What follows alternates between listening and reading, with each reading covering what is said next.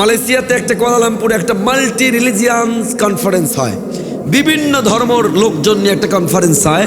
তো ওই কনফারেন্সে আমার সামনে বসা হিন্দু, খ্রিস্টান, বৌদ্ধ, ইহুদি, পার্সিয়ান, মাজুসি, অনেক ধর্মের লোক বসা। সব ধর্মের ধর্মগুরুরা যার যার ধর্ম নিয়ে লেকচার দিচ্ছে।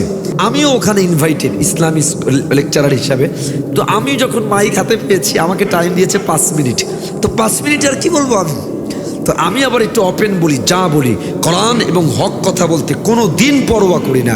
কেন আমি বিশ্বাস করি দুনিয়াতে জবান আমার না, আল্লাহর কথা বলতে গিয়ে আমি যদি লুকোচুরি করি, কার্পণ্য করি, মানুষের ভয় করি, রক্তচক্ষুর ভয় করি, কাল হাসরের ময়দানে জাহান্নামের কেচি দিয়ে আমার জিহ্বা কেটে দেওয়া হবে।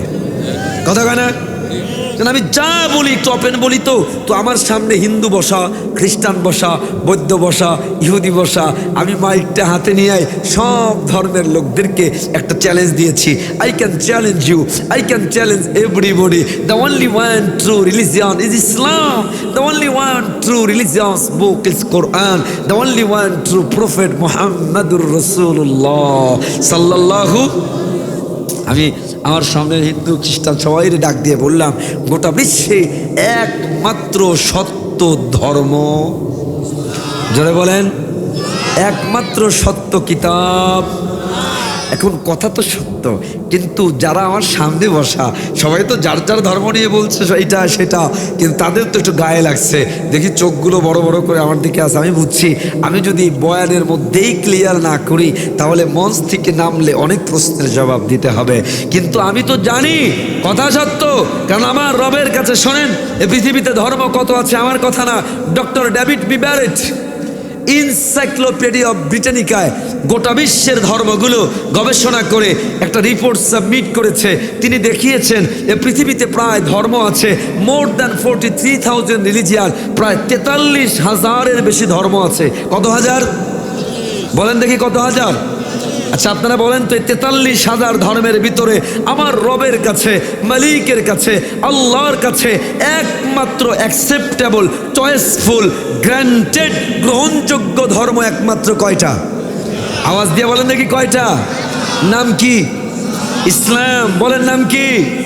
এই কথাটা আমার না, কথাটা কার? কোরআনুল কারীমের 3 নম্বর পারা, 3 নম্বর সূরা আলে ইমরান 19 নম্বর আয়া। আল্লাহ রাব্বুল আলামিন বলেন, ইন্নাদ-দীনা ইনদাল্লাহিল ইসলাম। আল্লাহ বলে আমি আল্লাহর কাছে একমাত্র অ্যাকসেপ্টেবল ধর্মের নাম।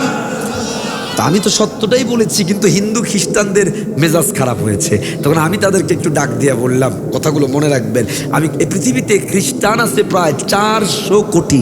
বলেন কয়শো? আমি খ্রিস্টানদেরকে ডাক দিয়ে বললাম, এ খ্রিস্টান ভাইরা, give me 1 copy of Bible originally. খ্রিস্টানদের কিতাবের নাম বাইবেল। বলেন তো কি নাম? বাইবেল। আমি খ্রিস্টানদেরকে ডাক দিয়ে বললাম, এ খ্রিস্টান ভাইরা, give me 1 copy of Bible originally. এ খ্রিস্টান ভাইরা, গোটা পৃথিবীর খ্রিস্টানরা মিলে আপনাদের কিতাব যেটা ধর্মগ্রন্থ বাইবেল, আপনাদের বাইবেলের অরিজিনালটার নাম ইনজিল, নবী ঈসা আলাইহিস সালামের উপর নাজিল হয়েছে। আমি বললাম, এ পৃথিবীর খ্রিস্টান ভাইরা, গোটা বিশ্বের খ্রিস্টানরা মিলে আপনাদের কিতাব বাইবেলের একটা অরিজিনাল কপি আমারে দেন। If you can give me, if you can show me 1 copy of Bible originally, I must surrender here. আমি এই জায়গায় দাঁড়ায় সারেন্ডার হয়ে যাব। আমি যখন এই চ্যালেঞ্জ ছুড়ে মারছি, এইবার খ্রিস্টানদের চোখ আর বড় নাই, চোখগুলো ছোট হয়ে গেছে। কারণ I know very well they never ever show me 1 copy of Bible originally. কারণ আমি জানি গোটা বিশ্বের খ্রিস্টানরা মিলে তাদের কিতাবের বাইবেলের 1 কপি অরিজিনাল দিতে পারবে। এবার আমি ইহুদিদেরকে ডাক দিয়ে বললাম, এই ইহুদি ভাইরা, ইহুদিদের কিতাবের নাম তালমুদ অথবা বাইবেল, ওল্ড টেস্টামেন্ট। আমি তাদেরকে ডাক দিয়ে বললাম, give me 1 copy of Talmud originally. If you can give me, if you can show me 1 copy of Talmud originally, I must surrender here. এক ইহুদি ভাইরা, গোটা বিশ্বের ইহুদিরা মিলে আপনাদের কিতাবের একটা কপি যদি অরিজিনাল আমাদের দিতে পারেন, আমি এই জায়গায় সারেন্ডার হয়ে যাব। কসম আল্লাহর, একজন ইহুদি আর মাথা উঁচা করে নাই। এবার আমি তাদেরকে ডাক দিয়ে বললাম, come to me, how much copies of the Quran do you want in the whole world?